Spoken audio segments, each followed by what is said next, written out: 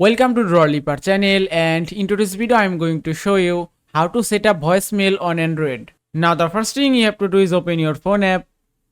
Now from here tap on three dots and then go to settings. From here go to voicemail.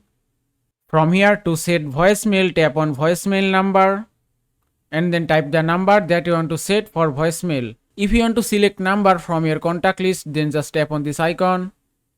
Now from here you can choose any contact as you want. If I select this and then tap on OK and then tap on OK again, and it's done. Now you can see in my phone voicemail has been set up successfully. Also, if you have two SIM cards in your phone, then you can set voicemail separately for two SIM cards. From here you can set voicemail for SIM card 1 and from here you can set voicemail for SIM card 2. If you want to change your voicemail notification sound, just tap here, then tap on sound, and from here you can set your voicemail notification sound.